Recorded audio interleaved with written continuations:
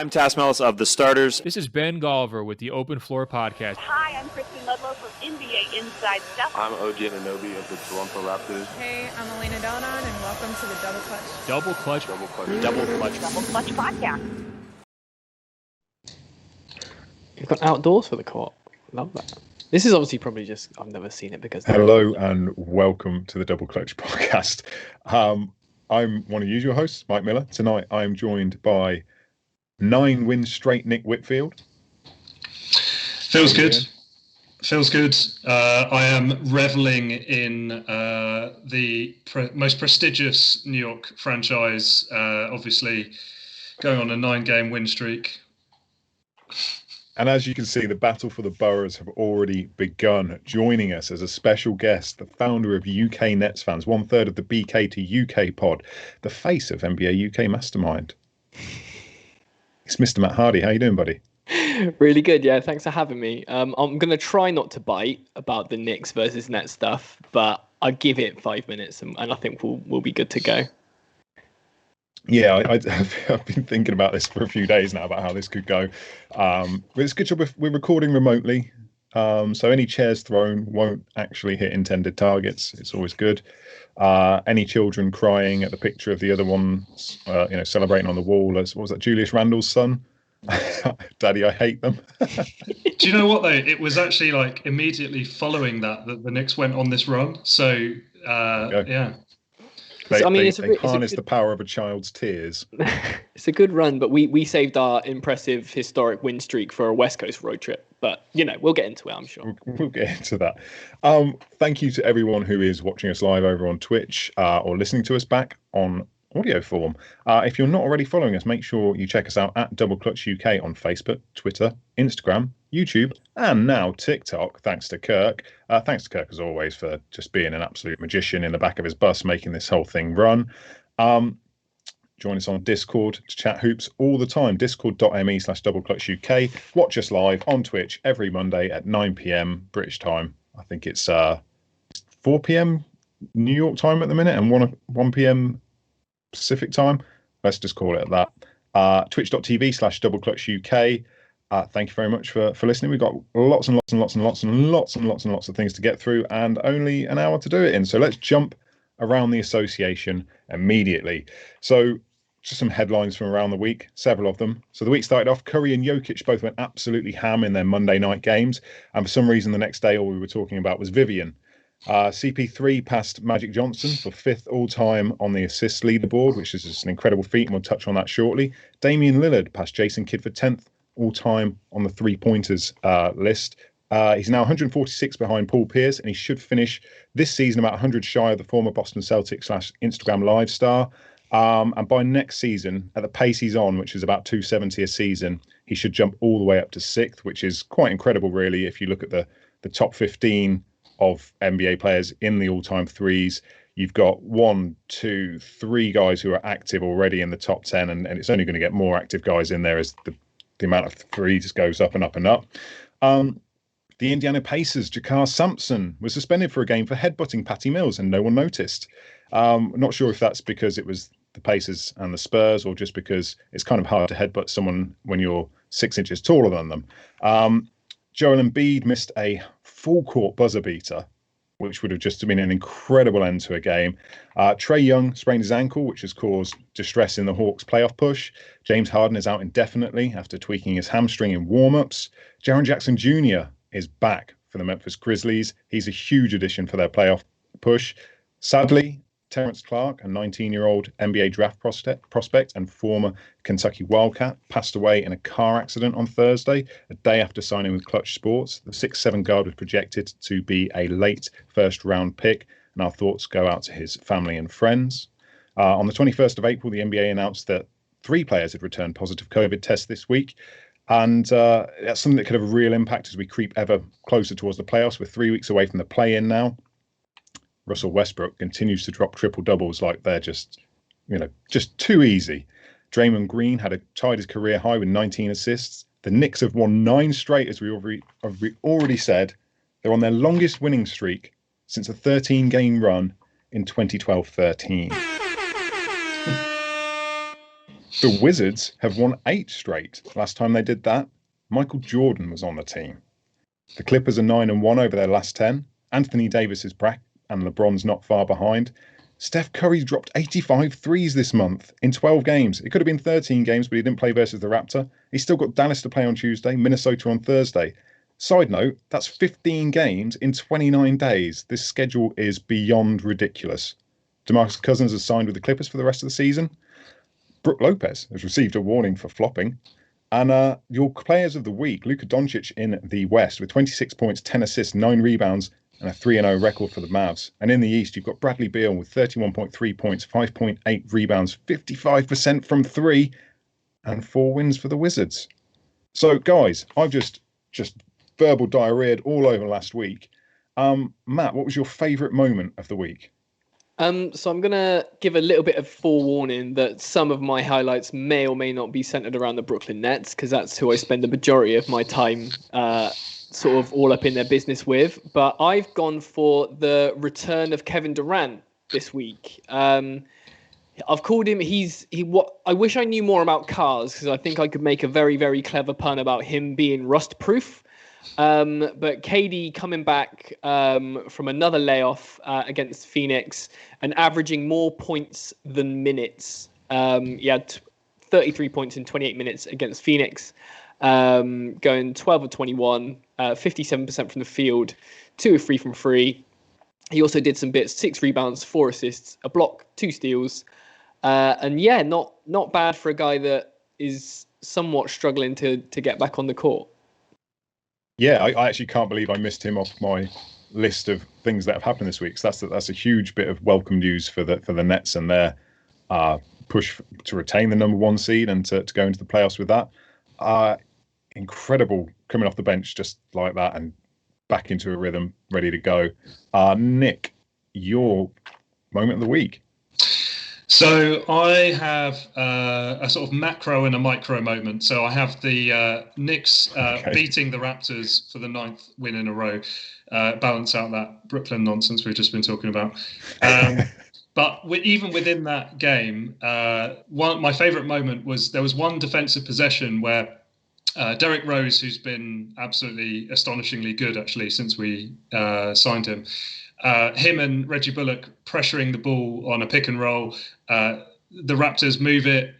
They finally get a roll to the rim, and Nerlens Noel comes over and blocks the shot. It was really kind of evocative of what's been behind this Knicks run, which, all jokes aside, has been a surprise to everyone. I think how Tibbs has been able to turn this team around. As you mentioned, you stole something I was going to mention. Longest game since win streak since 2012-13 season. A couple of other things about the Knicks just before we go off that topic. I think the improvement of RJ Barrett's been overlooked a little bit this season, just because the guy who may well end up winning most improved is also on his team. But yeah, RJ Barrett really, really come along this season, worked on his shot a lot. And one interesting fact, and I was giving a little clue with Jason Kidd's high school jersey here. So the last time the Brooklyn Nets were 20 games over 500, Jason Kidd was their point guard. And the last time the Knicks won 9 straight, Jason Kidd was also their point guard. So, yeah, good week for Jason Kidd fans. Yeah, incredible stat. Incredible run, to be honest. That 12-13 team weren't half the guys 35 or older. Yeah, I think Kenyon Martin was on there. We may have even had Rasheed Wallace. Tyson Chandler? I think so, yeah. Who's obviously been 35 Melo, for about 20 years. Jason Kidd. Yeah, it was a weird roster. Pablo Prigioni. Yes, of course. This is the father time Knicks. Yeah. I was never super confident around that team. They were overachieving almost on the back of like the veteran presences. So I never thought that team was going anywhere. But yeah, fun to watch anyway. Yeah, ultimately they didn't. So you were right. My favourite moment was summed up in about 3 seconds. It was Embiid's missed shot, because for me that just encapsulated that you can do everything to stay in an NBA game for 47 minutes and 55 seconds. but it could all end like that on a single shot. And that's part of the beauty of the game I love, because we talk so much about sort of the chess match that goes on between coaches in 7-game series, but ultimately it can come down to just someone heaving a ball 90 feet through the air. Let's jump into a couple bits a bit deeper. Chris Paul passing Magic Johnson on the all-time assist leaderboard for number 5 is just a huge achievement. I get the impression, though, that while there's now a bit of love towards him because people are finally realising that he makes every team he plays for better, but I get the impression that people kind of don't appreciate how good he is and haven't done, and just, he's the guy who, I mean, we make the jokes on the podcast all the time. We did it during the bubble about he's the guy who's calling the snitch line, everything like that. Do you think that Chris Paul is underappreciated as a talent? Nick, I'll come to you first. Yeah, I'm a huge Chris Paul fan. And as someone who is pretty much the same size and age as Chris Paul, more or less, I find what he can do on a basketball court absolutely astonishing. Just his control of the game, his vision, not quite the scorer necessarily he once was, but like one of the best mid-range shooters we've ever seen in the NBA. Really developed his three-point shot even more as his career went on. We've seen him play in different systems now. He was happy to play second fiddle to James Harden in Houston.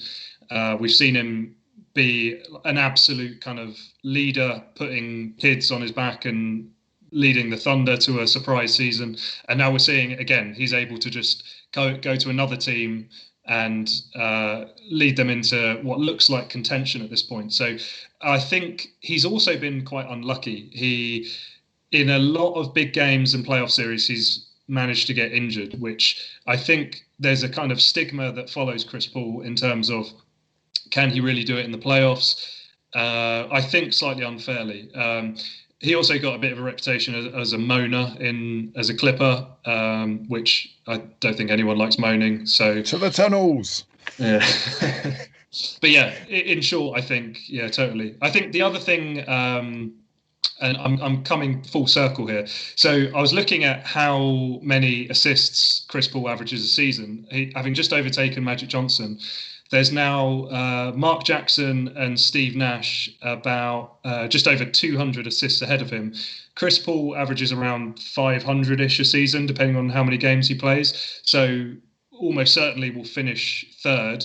Can you guess who that's behind?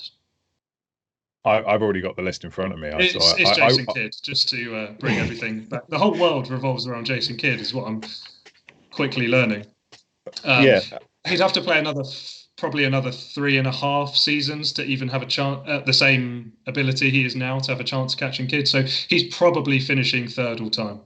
Which kind of makes it scary how many assists John Stockton got, sitting there way ahead at 15,806. Matt, the Nets obviously played the Suns last night. What was it like, sort of watching your team go against this Suns team led by Chris Paul? Obviously, the Nets were down for a lot of the game. Was there a squeaky bum time at all during that game? Well, it's always a little bit. You can never write the Chris Paul and the Suns off, because I know so this is the second time we've played them this season. I think we won the first one, but Chris Paul absolutely came alive in that fourth quarter of the previous game. So, I think with that kind of veteran experience and all that savvy he's got, you can never really think you can think you're safe and think you're home free, but you can never really count them off. But I was going back and looking at his all-time assists, and I think I've done the maths right, but it's been a long weekend. But he's got 10,145, and Steve Nash, Nets head coach, has got 10,335. So I think with Chris Paul averaging something like 8.9 assists a game, he's going to top that in the next 21 games, which, with, I don't know if that has got the right, probably not by the look on your face, but I'm not great at maths.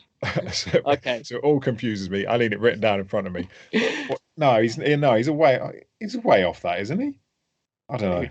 Maybe. No, you might be right. You might be right. If you get, okay, no, you're right. Yeah. You're right. I'll take that. I will ease back. See, I told you, I'm crap at maths.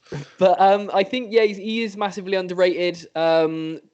going back to Jason Kidd, obviously being a Jason Kidd fan, I do have a soft spot for these kind of pass first facilitator point guards. But I don't know if you guys saw the StatMuse post that went out about Chris Paul and his winning percentage after he goes to a new team. But it's happened everywhere he's been. So before Chris Paul, the Hornets were at 22% record. After Chris Paul arrived, it went up to 46%. Clippers before CP was 39%. After Chris Paul went to 60%. Happened again at the Rockets, happened again at the Thunder, and obviously happened again at the Suns. And they're going to hit the playoffs for the first time in 11 years. So, yeah, he's pretty undeniable. Yeah. I think and this is weird because I saw a very similar stat around Jason Kidd earlier today about how he basically just made every team he ever went to incredibly better. But I put Chris Paul in that bracket with the best pass first point guards I've kind of ever seen play in terms of it's him, Kidd, Nash, Stockton. I think those are my kind of top in terms of people I've seen play. Yeah, he's right up there. Do you know what? A couple of years ago, I did a live show, a non-DC thing, and one of the analysts on it was really venomously going at Chris Paul because he was a quote loser, and I was just absolutely baffled by it. I was like, yeah, okay, so he's not won. You know, we can have a laugh that he's not gone. He had at that point gone X far in a playoff series, blah blah blah blah blah. But like, this is one of the top 500 people in the world at their profession. At that point, he was probably top 10 in the league and probably top 5 in his position. It's how can you call him a loser? It's just a really bizarre rhetoric. The other thing I really like about Chris Paul is, and it doesn't get talked about as much as his offense, but his defense is so aggressive and he takes matchups personally. So when the Warriors were on their big run, you'd watch a game where Chris Paul went in and he's got a really interesting mix of physicality, aggression, and like super high IQ, obviously. So I always like watching him defend the other top point guards in the league because it's always something interesting to watch. Mm. Yeah, something scary about that top 10 assists is that LeBron is at number 8. So there's only two active guys on that list, which is LeBron and Chris Paul. Everyone else who's retired is in the Hall of Fame except one person, Mark Jackson, who's 4th on the list. Does Mark Jackson deserve to be in the Hall of Fame? Based on the fact everyone makes the Hall of Fame, yes. Based on the fact he's got 10,000 assists. Yeah, he's a very distinctive style of play as well. For anyone who didn't watch him, he was kind of he had an incredible post game. Yeah, and even like at the 3-point line to set up plays, he would start posting up the other guard to initiate an offense. It was really strange to watch, even at the time. But really unique player. Yeah. Okay, let's move on. In some local news, the NBA are opening a store in London. This came out last week. Someone from the NBA UK office tweeted a picture. I think it just said London and had like a pin drop, and it was a picture of. In fact, we've just thrown it up on the screen there. Cheers, Kirk. It's a double-fronted shop, basically orange shop, NBA London. Sent the UK community into just a frenzy. Certainly inside the Double Clutch Slack chat, we were trying to figure out. We can break some news here. Where is it? And we were frantically searching Google Maps and trying to figure out. And to be fair, we got really, really close. We got onto the main street. We just didn't get onto the side street, and it wouldn't have shown us it anyway because it still had the old building there. But an NBA store in London opening this summer. Matt, what does that mean for you and the British basketball community? Obviously, it's great for optics, and the NBA having a presence here, like a physical presence here in the UK, means that they see and appreciate the love from this side of the pond, which is always good. I think on a previous episode, you discussed how the UK ranked in terms of overall market share for jersey sales in Europe. So that speaks to having a store here. It's obviously really, really cool. I think weirdly, off the back of the pandemic and things like that, I think people are going to want to have these kind of experiences a bit more and want to actually go along and support these kind of bricks and mortar stores and just cherish a bit of freedom a bit more than maybe they did pre-corona. But what I think would really tip it over the edge would be jersey printing. And this takes me back to, we had like a Sports Direct in Swindon or a JJB or something back in the day that used to do all the screen printing and stuff like that for your football shirts and stuff. And it seems to have gone out of fashion. But jersey printing, I think, would be really cool. Otherwise, it'll be pumping out Lakers and Bulls jerseys to casual fans, which is also great. But I think it's a market that's somewhat saturated in this day and age of, buying online. So if I'm traveling all the way to London, I want it to be an experience. If I want to buy a Nick Claxton jersey, I want to be able to get it from the NBA London store. I was expecting Bruce Brown to be your go-to there. I was expecting like his own one, like Hardy and whatever his favourite number is. But no, I think that would be just for the record, I do have a Whitfield Knicks jersey printed at Madison Square Garden. Exactly. It does exist. They did. I'm sure they do it at the one in New York as well. They do the printing there. We had a question in the chat. Where is it in London? It's going to be 14 to 16 Fulbert's Place, Carnaby, Soho, W1F 7PH. So we'll let you know as soon as it comes out. When it's opening, as soon as we know. I'm in two minds as to whether it's good or whether it will work.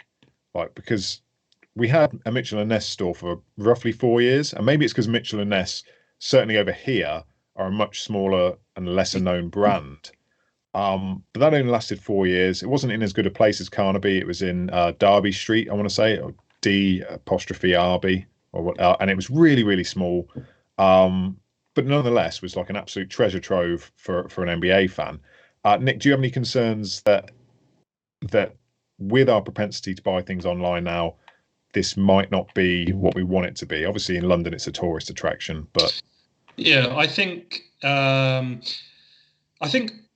physical retail has to change anyway. We're too conditioned to buy online, and physical retail, and I'm sure the NBA is being the kind of forward-thinking organization that is on top of this trend, but like physical retail has to get way more experiential. That's what people look for now. They have to have a reason to go to a physical store, unless it's right next to you. So like I live in Surrey, for example.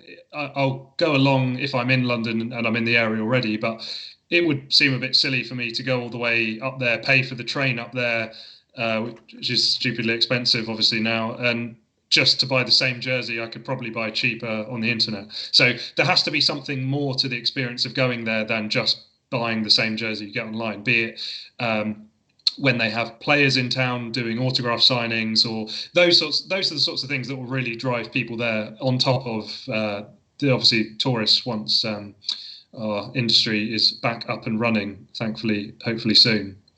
So you're looking for unique activations of this, and I guess that builds into what Matt's saying about it being an experience to go there. Like the one in New York, obviously has I think it's like 4 floors, and it has things like basketballs with players' handprints on them, so you can go and stand and put your hand on it. It'd be cool if they had a hoop in there or something. I know there's a Pro Direct store around the corner that did have a hoop outside it, but you can't really play there. But I don't know how much room these shops have, to be honest. You're teaching me here. I had no idea Pro Direct had a physical store. Yeah, Pro Direct's flagship store is just around the corner. And that's another thing, like NBA fans don't realise it's there, and that has all kinds of kicks and has a selection of jerseys as well. Obviously not the sort of range we get here, but we were sort of talking in Discord earlier, and I think it was Ross had mentioned the store that was down by you in the 90s, Slam Dunk. I always thought it was called Hoop Stuff, so maybe I'm thinking of a different store, but it kind of like had bubble writing. Was that the logo? It was like sort of bubbly. Yeah, it's just me getting old. Yeah. And that was always great to have, but obviously that didn't stand the test of time, but that was in a pre-online era. Then we had obviously our friend Sammy the Benchwarmer had a shop in Camden. Obviously this isn't a NBA product, it's the resale sort of market. That unfortunately didn't work out the way he wanted to. There's obviously online small businesses that are doing well, like Hooping and Looting and the Throwback Store. I just wonder whether there's a need for it. It has to offer something different, because you've got all these online retailers.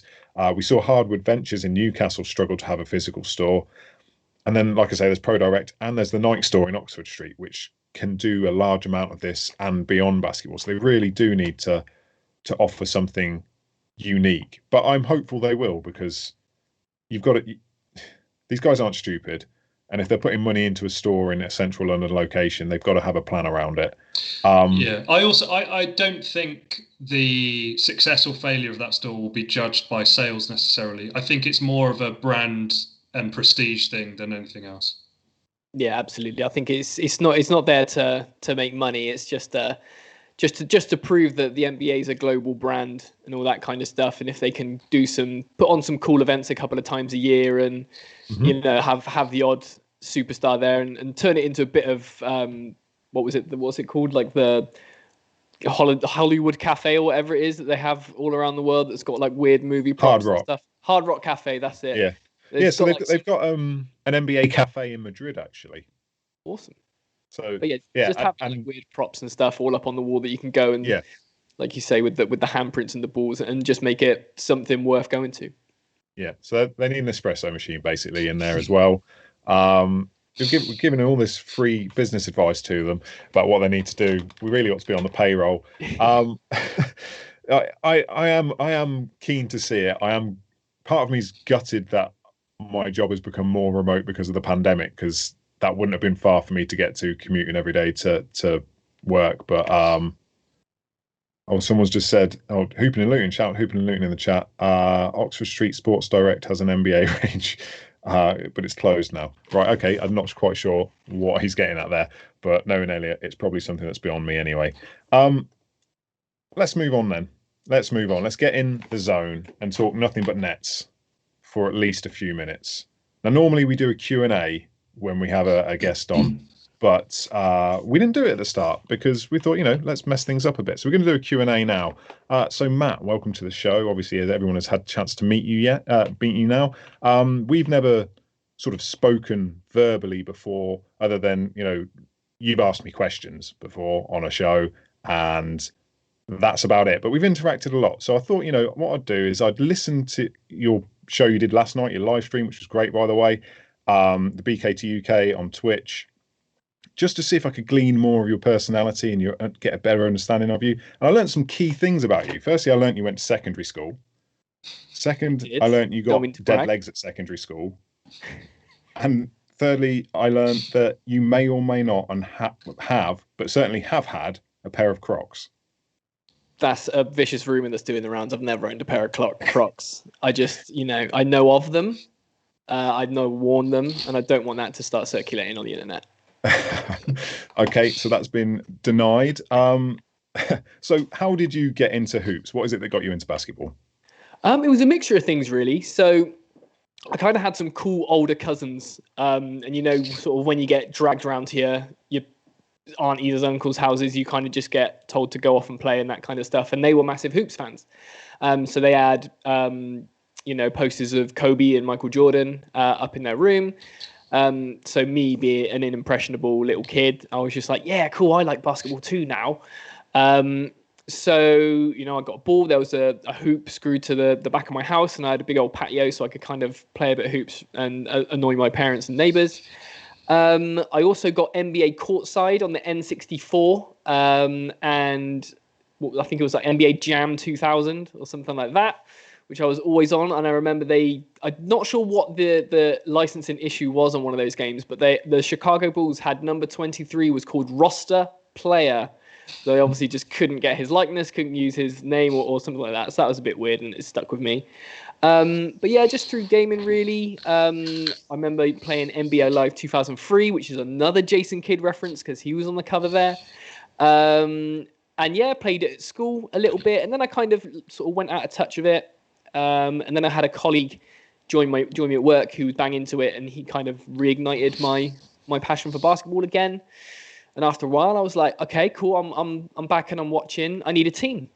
To follow. Always makes it a bit more fun. And the New Jersey Nets had just moved to Brooklyn. They had a shiny new arena. There was a lot of hype. Jay-Z was a part owner, which was appealed to me as a hip hop fan growing up. And I was like, okay, this is me. I'm a Nets fan. Win or lose, and that was it. That's pretty cool. Nick, did you want to jump in? Yeah, so we were just talking before the show, and you're from Swindon. Did you, when you were getting into basketball, did you have the issue of, and I think the reason I ask is because at my grand old age of 36, when I was getting into basketball, it was quite a it was pre-internet when I was getting into it, which ages me a lot. But what it meant, I think was giving that, your age out aged you a lot, actually. yeah. But what was the issue was like pre-internet, where like now, thanks to organisations like you who run a fan site and platform, Double Clutch, and all the other great communities out there, it's quite easy to find other people interested in the game online. Is that something? Were your friends into it growing up, or was it something you got into on your own? Or So I was definitely the same as you. I grew up pre-internet, but it kind of came into my house in my kind of formative years, and just kind of really, they crossed paths while my internet came into my house just as I was getting into basketball. So I was watching and one mixtapes. I was watching slam dunk contests and things like that. Never really the games. I didn't really know what I was looking for. But that definitely helped. I was definitely trying all like the spider dribble moves right like in between my legs and my patio as I was dodging dog poo. But I think I did have a couple of friends. Like I played for my school team. We played a couple of like other schools throughout the year and stuff. But it was genuinely that school team. Although we three-peated in those local Swindon schools, whatever. We didn't have positions because our PE teacher didn't know the positions. And our entire playbook was give it to Chris, because my friend Chris was 6'4" at 14 and played for the county or something like that. So he was just going off and doing whatever he needed to do. And we all just rode his coattails. But no, so yeah, it was quite nice and I was just happy playing on my own, I think. But looking back on it and, being 30 in my 30s as well, I think if I had my time again, I'd probably try to play a bit more extracurricularly. But yeah, like you say, it's just hard to make those connections back in the day. And who's your first ever favourite Nets player? First ever favourite Nets player, probably Joe Johnson. Just ISO Joe. I think even still is one of the most clutch players in league history, and obviously kind of sent me down a bit of a rabbit hole of like seeing his whole career and his time before he got to the Nets. But he had me when he absolutely put Paul Pierce on skates playing against Boston, and he sort of did a low dribble, and Paul Pierce's head just stopped working, and he fell over, and that I was just like, cool, that's me. Joey Jesus is the guy. So yeah, followed closely by Brook Lopez, who I think is a bit of a net sort of. There will always be fondness for Brook Lopez in Brooklyn. And being that this is quickly becoming the Jason Kidd podcast, when you kind of were really becoming a sort of hardcore Nets fan, how much time did you spend going back and looking at that finals run that team had? Not a great deal. I should sit down and really, really look at it. But no, I've not really gone back. I've just been trying to kind of consume as much current stuff as I can. And, the great thing about basketball is there's so much basketball to enjoy. But it's also pretty rough. And I remember trying to go back in time to do a bit of a deeper dive back when I used to write articles for UKNetsFans.com. I wanted to get and have a real deep look at the history of the Nets, and I think I got up to about just when the ABA closed down, and I ran out of steam. But yeah, it's nice to know that the Nets are still the reigning ABA champs, which is a nice little touch to have. So what's the transition been like then, going from a team that were, well, they were terrible, quite frankly, just completely ripped of assets, left with aging, decrepit superstars they could never get the return they wanted on for, to now being basically the talk of the NBA on every single show that's going on? What's that transition been like as a fan to watch?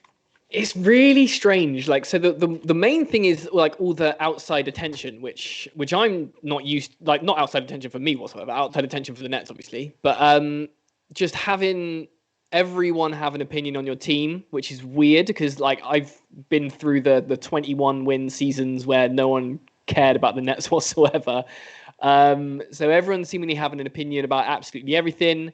And yeah, we've increasingly become the villains of the NBA, which I kind of I'm resisting, but I get the odd day where I'm like, it does kind of get to me, and I'll do a snarky reply to someone. My mentions have never been busier than with other people randomly getting and voicing their opinions. But no, it's really cool, and I'm just super grateful for absolutely everything. And that's why it winds me up when Nets fans are like, it's championship or bust. Anything less than a championship, maybe 2 championships in the next 2 years, is an absolute write-off. And this team should be embarrassed if that doesn't happen. I'm like, I'm just having a good time, lads. We're winning basketball games. We've got Kevin Durant and Kyrie Irving and James Harden all balling out. Like, I'm just happy. So yeah, the running joke on BK2 UK pod is something that Aiden came up with, and I think it's a joke from The Office where it's when you look back at the good old days and you wish you could have known you were in the good old days back then. We're in the good old days. And this is something that we're going to kind of look back on and go, God, do you remember when, we had 3 Hall of Famers playing in their prime in the same team? And, it's what's not to love. I do have to say, as a marketer by profession, when the Nets first moved to Brooklyn and they first unveiled the branding, I was so wowed by it and quite jealous, because I think the Nets branding is probably my favorite in the NBA. And it's kind of cool now that they actually have a team to go with the cool branding. Yeah, definitely. I mean, that was a conscious decision from the Nets people. They want anything flashy. They just wanted local buy-in, basically, from people in the city of Brooklyn to like, who wouldn't wear just a plain black with Brooklyn written on it if you're from Brooklyn? What's not to like? So yeah, it's really cool that's sort of. Now we can come and do the throwbacks. Now we've got a good team. We can harken back to the team sort of. I know it's like the 20th anniversary of that classic jersey, but the 30th. Sorry, but yeah, as you say, it's nice that we got a cool team to fill it. But I remember it was Louis Scola who played for the Nets back in the day after the move to Brooklyn. Said that once they start winning, everyone's going to want to come here just because of. Including the arena, the front office, the whole organization, top to bottom, they're just run incredibly well, and it looks really slick. So then he was just like, look, as soon as this team actually starts seeing success on the court, which they were always going to do, I think, that's when you're going to see superstars like Kyrie and KD choose the right side of New York.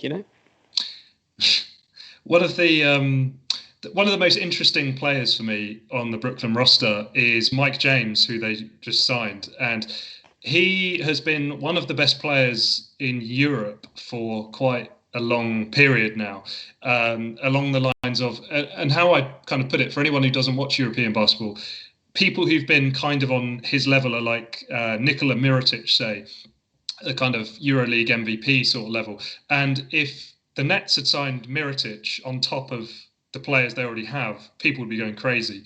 Yet they've signed Mike James, and there hasn't been a huge amount of fanfare, probably just because a lot of people aren't familiar with him. What have you made of him in his first few games? So obviously is super small sample size, and I'll be honest, I don't watch European basketball, so I didn't really know about him, but I knew he had some NBA experience back in 2018. But yeah, I hadn't heard of him, and actually Steve Nash had never met the bloke until he suited up, which I think in the modern NBA it's astounding how that happens. But from what I've seen, he's been a great second unit guard, which we've needed. I think with Harden being out indefinitely, hopefully coming back for the playoffs, Tyler Johnson being out, Chris Chioza missing time. Obviously, he's not going to be coming back for the rest of the season. Spencer Dinwiddie being out for the entire season. No matter what he says, I don't think he's coming back for the playoffs. And from what I saw, especially in that last game, he plays with his head up. There's a few times he ran into traffic, but he made the right play, found the open man. He can shoot the 3, and he's got a tasty little baby hook in the locker too, which I found, which you don't really see that much, especially from guards. But I think he's going to join that list of Nets players on the opposing team's scouting report that they just don't account for, and that will absolutely burn them because they'll be too worried about obviously Kevin Durant, Kyrie Irving, James Harden. Probably Joe Harris is another one that they'll be aware of. But it'll be people like Mike James and Nick Claxton and Bruce Brown and Landry Shamet and stuff. That's going to be the people that are able to talk teams when they're busy looking at the three-headed monster. The thing he did that impressed me last night was actually a turnover. It got me sort of like, ooh, because he picked the ball off he came off the right hand side of the backcourt. He caught a rebound, went 3/4 of the way up the court, and then fizzed a bullet pass into the corner where Joe Harris was just making his way to, and it was just a little bit off timing. But you can just see that if they get some reps together, that was just a really quick transition. Really, really, like the pass was perfect for a corner three, and it was just. Ooh, it was tantalising. I'm kind of surprised that Mike James dropped out the league in the first place because although his stats were never great, if you watched him playing for Phoenix, even though it was an abysmal Phoenix team, he was actually pretty good. In fact, his best game came against the Nets. He had 24 points, 5 assists, 4 steals, and a block. And you've already mentioned his diminutive stature, and that is to get a block in the NBA is pretty good. So I wonder if like Sean Marks has done the old Doc Rivers trick of someone who played against me played well, I'll take him. But obviously he's proven talent in Europe. He's done phenomenally well at the places he's been at. It's a good pickup. So from your position, you must be expecting them to renew that 10-day contract and eventually sign him to a rest of the season deal, even though probably you're not looking for a ball handler. We're not looking for a ball handler, but it just goes to show with Harden being out, I think we've had so much. We just need guards. I think especially when it comes to the playoffs, the ball's not going to be out of Kyrie or KD or James Harden's hands ever. So you're right, we don't need a ball handler per se, but I just think someone to push the tempo while these people are getting rest, and just a safe pair of hands and a high IQ player. I think. And especially when it comes to this time in the season, the people that are signable, the pool is pretty shallow. So I think just another masterstroke by executive of the year, Sean Marks, in my opinion. Yeah, I think that's a fair point. This has been by far a smooth sailing season and ascension to dominance in the league. Obviously, the season started with Dinwiddie's partial tear of his ACL. Used to be sort of career-ending potentially, and now he's 6 months later, and we're talking about him coming back, which is just ridiculous. There's been the upheaval of the Harden trade, KD being in and out with injuries.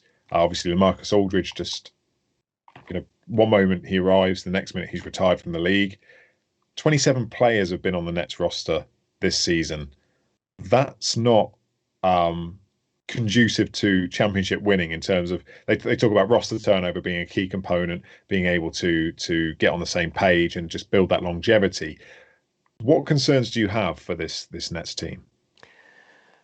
I think my main concern obviously is health for this Nets team, and like you say, not being able to have that settled amount of the same people playing basketball a lot together is conducive to winning. I think I'm no head coach, but I think that's a pretty easy statement to make. But the matchups when you get to the conference finals and the NBA finals are going to be the sort of teams we struggle against. Obviously, the Aldridge signing went some way to counter our fragility against absolute units like Embiid and AD.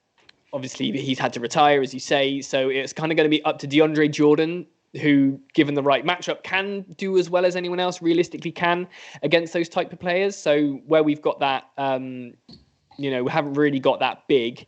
That's obviously worries me. And around with Nets fans, that was one of the things that didn't really get addressed in free agency or the very, very lucrative buyout market that we enjoyed.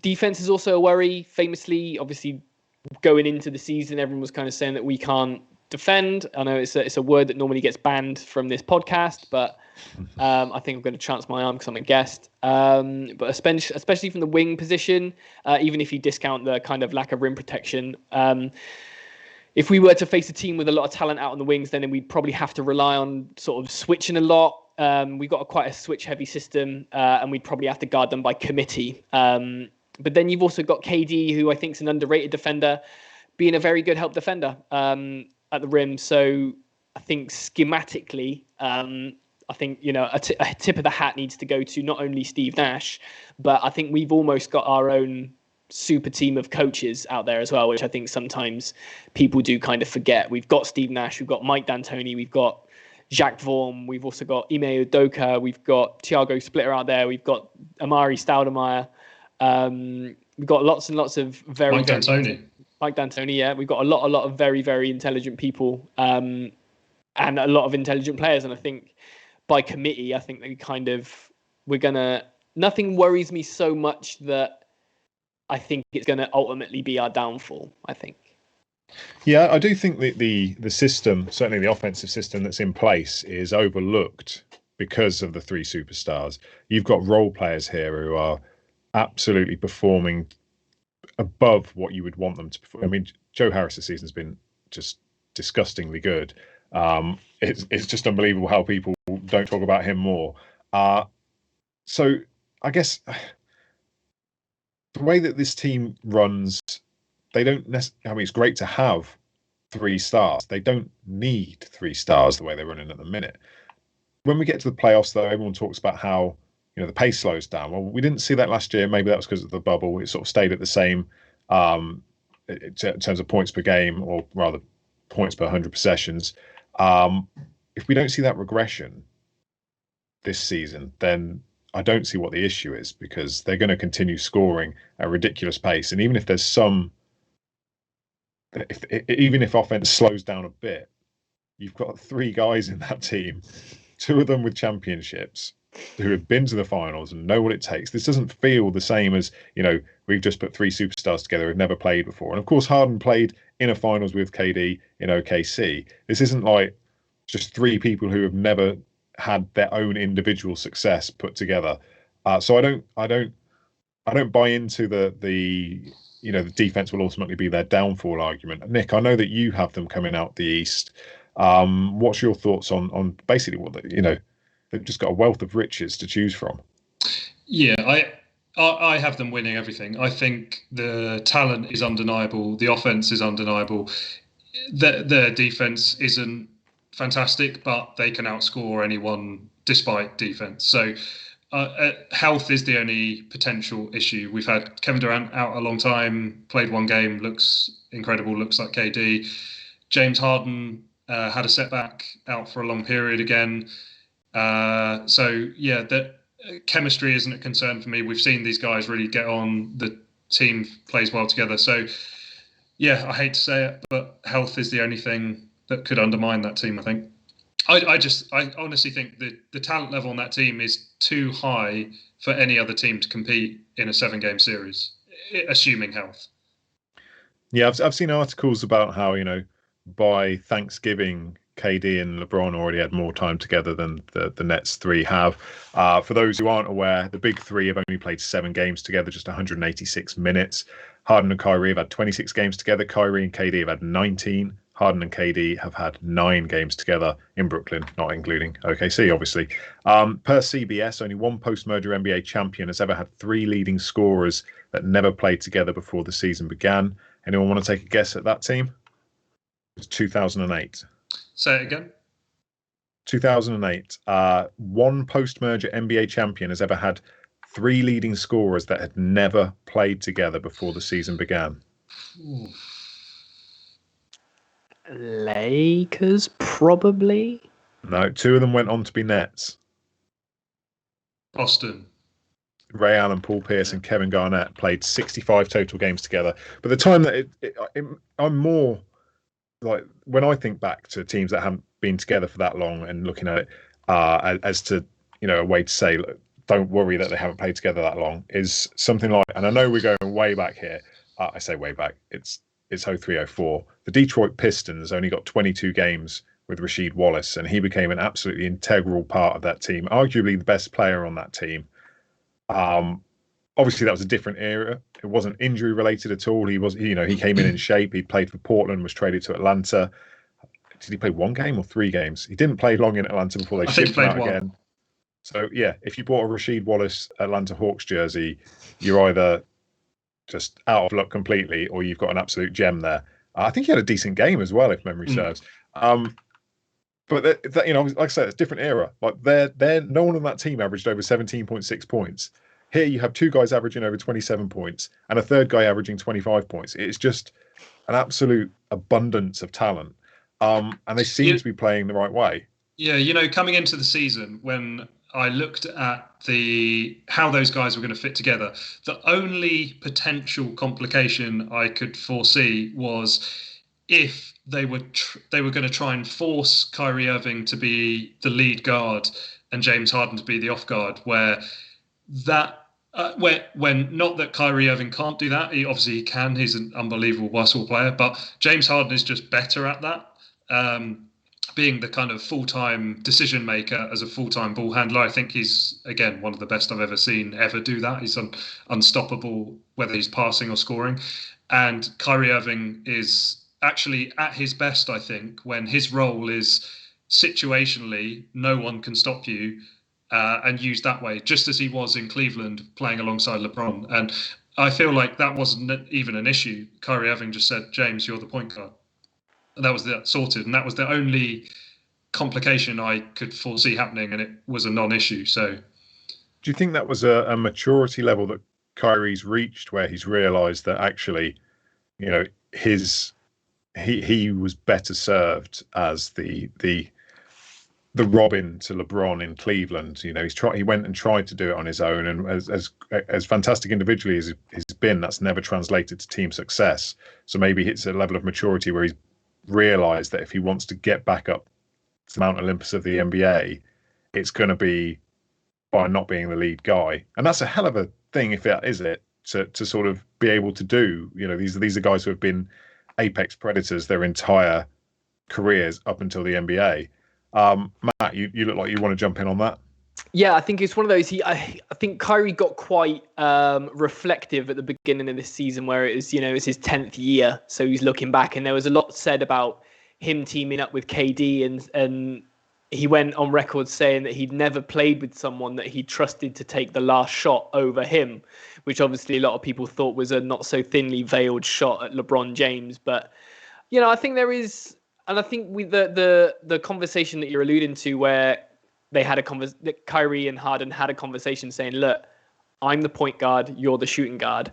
I think it was Kyrie who actually sort of said those words between them. So, I think, like you said, I think that's him being the two definitely suits his game a lot more. I think it suits his personality a lot more. He sees basketball as an art form, as we know. So him being able to just go out there and create, I think, just suits him a lot better, and he's playing happier basketball. And I think that ultimately will lead to to more success, which is great. But the one thing I think I wanted to touch on with the Nets being able to gel together is the way that James Harden came in post-trade.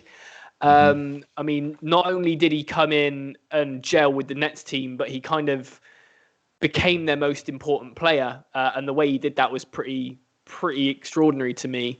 And weirdly, I think the way that he's been sitting for the last little while makes me think he's being rested for the playoffs, which I understand he doesn't have a stellar track record in. But when he doesn't have to carry an entire team on his back, I think you'll see the best version of James Harden, which I think is, we're not only getting James Harden for this team, we're getting the best version of James Harden.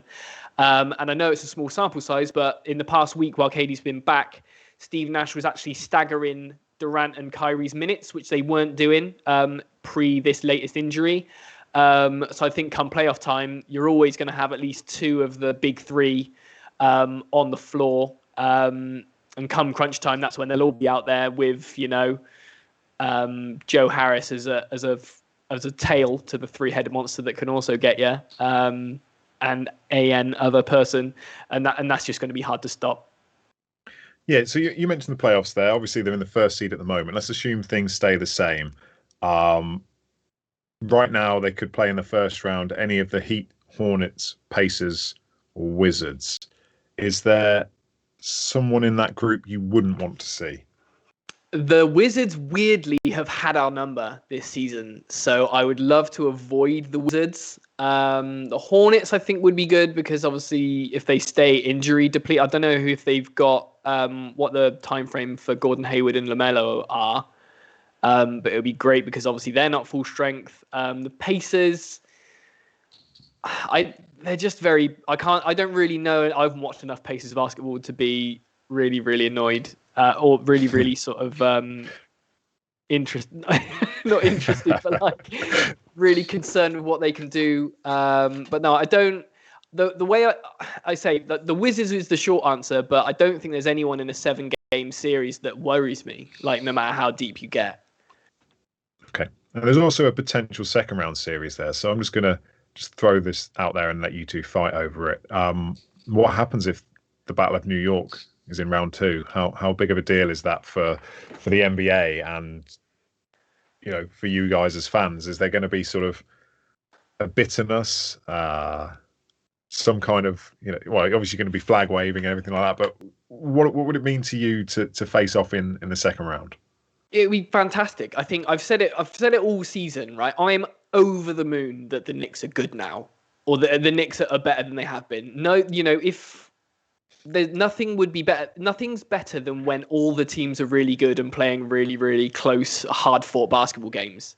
In the same breath, I would love to destroy them by 50 points every single time we play them. But I think that's just a case, if you make out that the person you're beating is nothing, then beating them is nothing.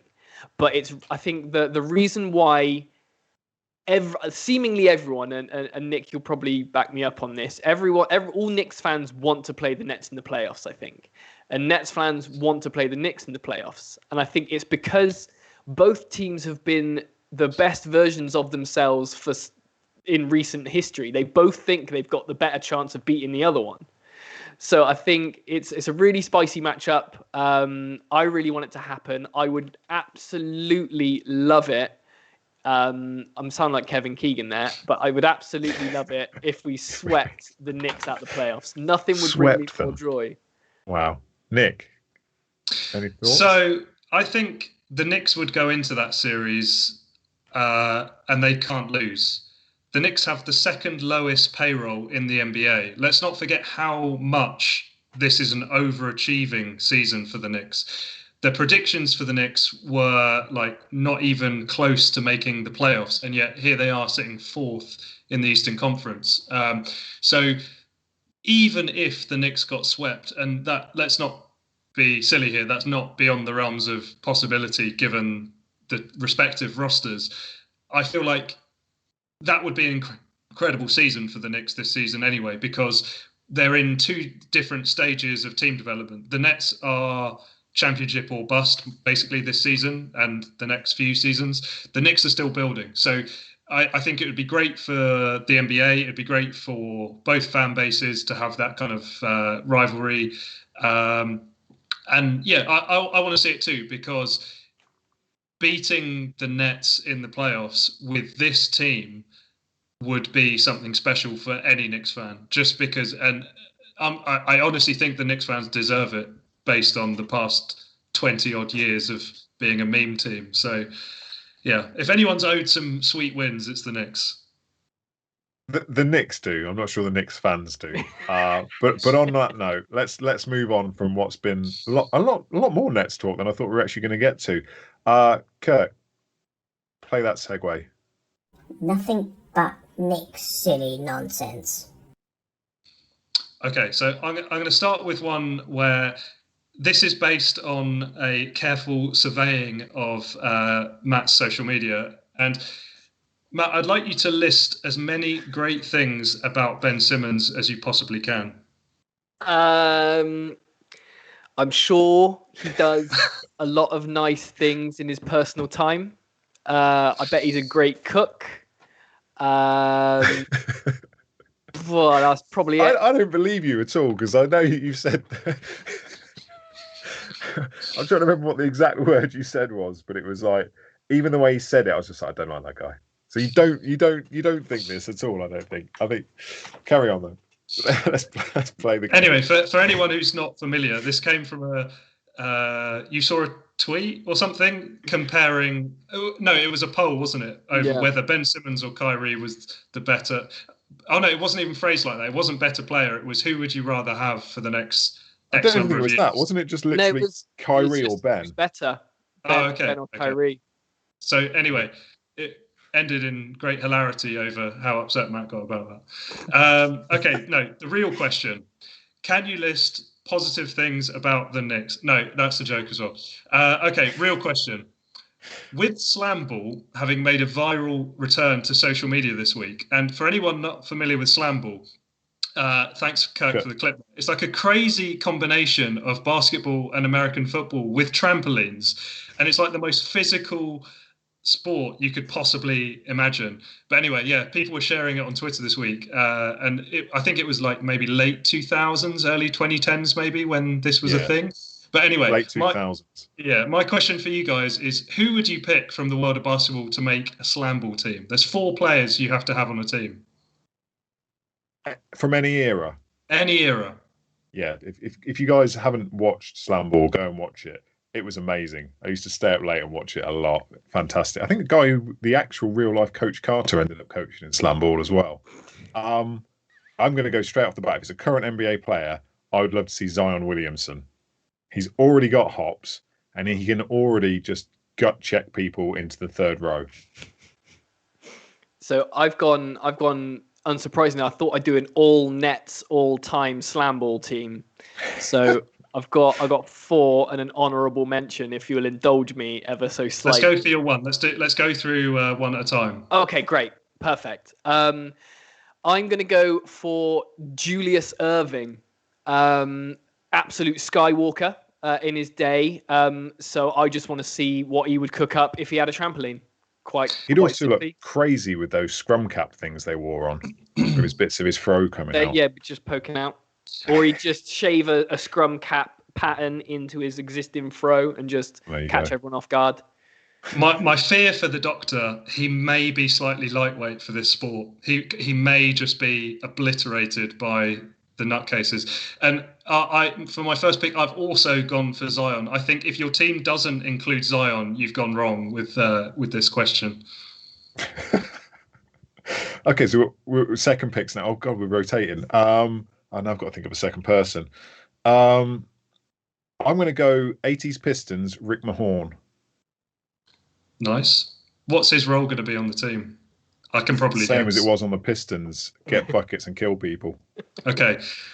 Sorry, Matt. Your second pick. Great. So the next one, very much for the similar sort of reasons as I went for the Doctor. I've gone for another Nets legend in Vince Carter. He could jump over 7-foot men without a trampoline. So I want to see him jumping over a 7-foot man, jumping off a trampoline. I think he could jump over a 12-foot man. He could. I reckon he'd clear the backboard and just get. I don't know if they play in like a cage or whatever, but he would just keep going out of the arena. They had perspex around the outside, like it was hockey, because it was hockey check-in. So they must have. They'd have to put some kind of safety thing up for him, or like you remember what they called sketch pads? Do you remember them? Yeah. So maybe like just put the Velcro on the wall, and if he goes too high, he could just be caught above the hoop and protected nice and safely, and they could peel him back off. That's gold. With my second pick, I've gone for Liz Cambridge from the WNBA. I think she is not taking any noise from anyone, and she would be an absolute unit and an enforcer on my team. Yeah, can't argue with that. I'm going to go for more nutcases. I'm going Xavier McDaniel. You can have him from the Knicks single season. Although, if we go, hang on, didn't he average like 26 points for 1 year for the Sonics? He made an all-star team. I'm taking that version of the X-Man. I think that might be a mistake. You want the more physical version. You want the Knicks version, in my opinion. Yeah, fine. Okay, I'll take the Knicks version. For my next guy, sticking with the Nets, I've gone Kenyon Martin. Yes. An often forgotten piece of Nets history, but did as much as Jason Kidd and Kerry Kittles to reignite those New Jersey Nets to go from the bottom of the league to the finals, and he's an old-fashioned enforcer, so would suit the full contact nature of slam ball. Famously got into a fight with his own teammate. He beat up T-Mac as well. So yeah, give me Kmart. I had to. You had to have him on your list. Just had to. I remember a Slam article. An incredible pick. Yeah, I remember a Slam article. Sad I didn't pick him myself now. Yeah, I'm surprised you didn't. But when he was at Cincinnati, they wrote he something remarkable about his rebounding was not only did he leap higher than everyone else, but by the time everyone else had leapt and come back down, he'd already leapt again. He's like his speed through the air was just ridiculous. That guy would have been an absolute beast in slam ball. Sorry, back to you, Nick. For my next pick, I have Jerry Stackhouse, a high flyer, but also a guy who basically on every team he ever played on, everyone was scared of him. That's good enough for me. Why was everyone scared of Jerry Stackhouse? He was known as someone you did not want to fight. As in, when most fights in the NBA, it's like, hold me back, because no one actually really wants to fight. Jerry Stackhouse just punches you in the face. Pop the trunk on you. Do you know what? I'm going to... look it up. Jerry Stackhouse, real tough guy. Now I'm going to swerve on my last pick because slam ball you get 3 points for a dunk, but you did also need to be able to shoot. So I'm going to take Larry Bird because Larry, legendary shooter, obviously. Legendary also, bad back as well. I'm not sure how he's going to do on those trampolines. I'm taking peak Larry Bird. I'm taking the Larry Bird that had a crumpled hand because he was, what did he do? He caught a softball and mashed up all his fingers before he got drafted. I'm taking the guy whose face hit the Boston Garden floor so hard it left a dent in his face that had to be pulled back out. And a guy who would get into bar fights and then still drop 50 the next night. They don't build them like that anymore, do they? No, they don't. For my final pick, I've with an honourable mention to Jarrett Allen, who it still hurts me that he's not on this Nets team, but I'm going to go with Sean Bradley, rounding out the Nets, former Nets, aka the Storm and Norman. Obviously, sadly, recently became paralysed after getting in an accident. But at 7'6", leads the Nets franchise in block percentage at 9.6, and I just want to see what happens if you put a man that's 7'6" on a trampoline. Just my morbid curiosity just wants to see that happen. I'm not going to lie. I think that's a fail. That pick. I understand the logic behind it, but I just remember him being posted by so. I know he got a lot of blocks, but Slam. I think in one lockout as well, in protest of the... Oh, God, I'm really going down rabbit holes tonight. In protest of the league being locked out, every slam up in each month's magazine was a picture of Sean Bradley getting dunked on. So wouldn't that make you want to watch more slam ball to see people getting dunked on? True. The fan wants to watch. The guy who wants your team to win, not so much. I'd have picked Derek Coleman. I think that would have been a nasty That would have been an incredible shout. Yeah. My final pick, I went for a guy who, if you think about the greatest athletes ever to play in the NBA, he gets a lot of disrespect currently, but I've gone for Russell Westbrook. He is an absolute undeniable athlete, and I think he'd be absolutely perfect for this game. Combination of physicality, strength, jumping ability, speed, probably better at slam ball than basketball. Honourable mention was Lou Dort as well. I wanted to work him into there somehow, but couldn't quite get him in. Lou Dort would be good. There's some great picks. That was a good Knicks Silly Nonsense. Let's move on to talking on our discourse on Discord.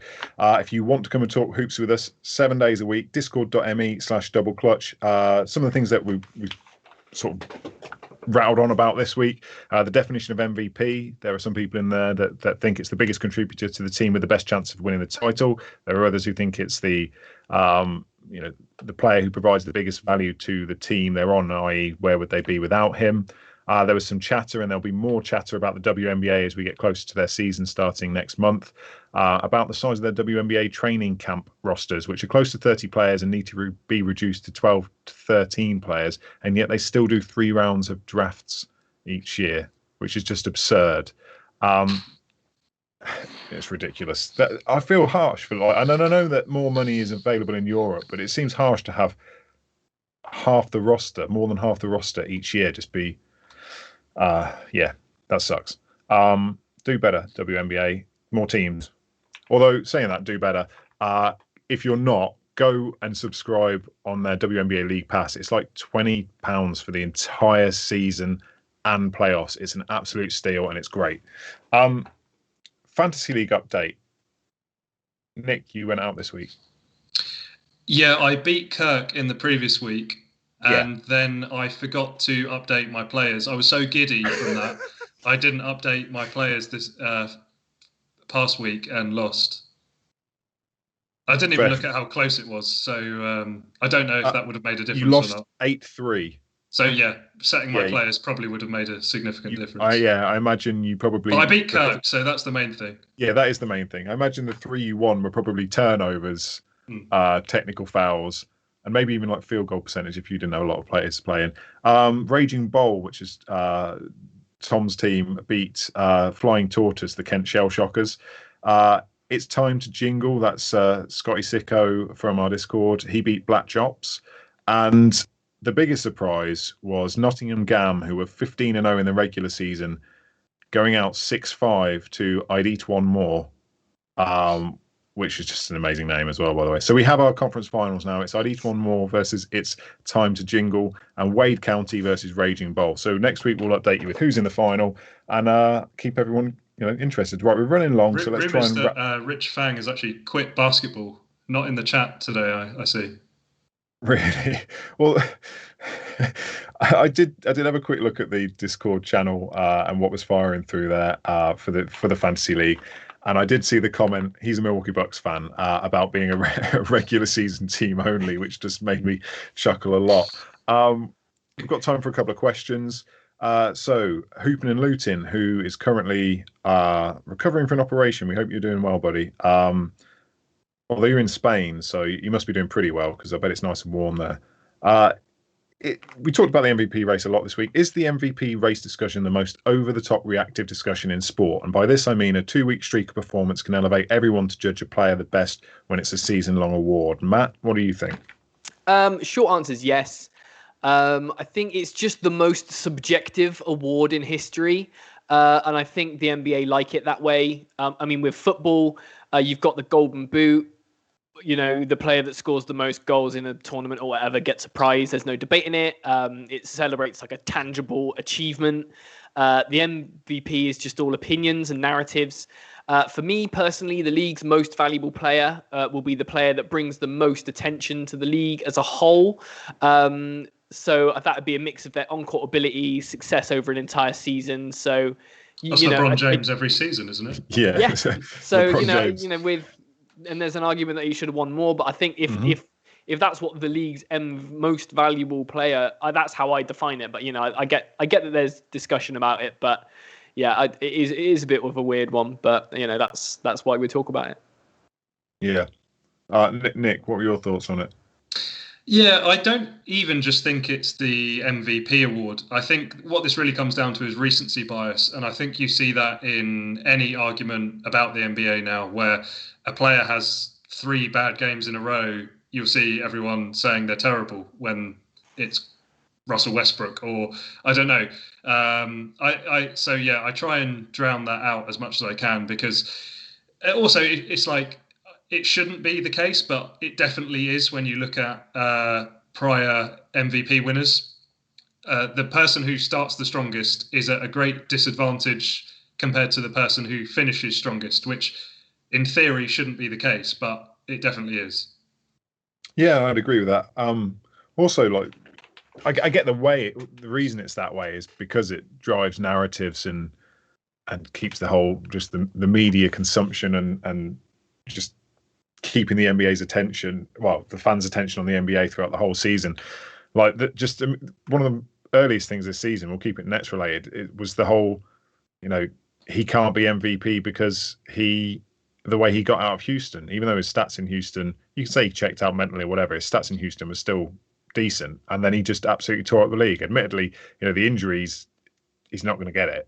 But just to be sort of, the season started mid-December and he'd been traded by, the 4th, 5th of January? So we're like 3-4 weeks into the season. And it's like, no, you can't get MVP, mate. Just narratives like that, they're interesting, but yeah, I completely get what Elliot's saying. How valuable to the Rockets do you think he was this year? Well, they're bottom of the league now, aren't they? Pretty much. Were they doing well with him? I'm trying to remember what they were doing with it. They were sort of 50-50. They're around 500 at the time, I think, and that's why he was getting some slack, because it was like, you're not contributing the way you should be, even though they've got a new system in there, no preseason. Yeah. He obviously turned up in typical James Harden fashion, a little bit out of shape, so they had a slow start, but he still puts the numbers up. Yeah, that's just because who he is. As you know, I've been James Harden's biggest fanboy for years now, but I can see both sides to this. When he got to Brooklyn, he was probably the best player in the NBA for an extended period there. But I think it's difficult remember, there's going to be Houston media members who also get an MVP vote. And watching the guy very much not playing as well as he can deliberately, I don't think it's unfair to say that. I just don't think you can do that in a season and win MVP that same season, even if it's unfair. Yeah, and that's why the MVP will be an eternal debate. Question from Ginger Shack, specifically for Matt: how proud do you feel for your achievements with your Hoops Against Hunger initiative in 2020?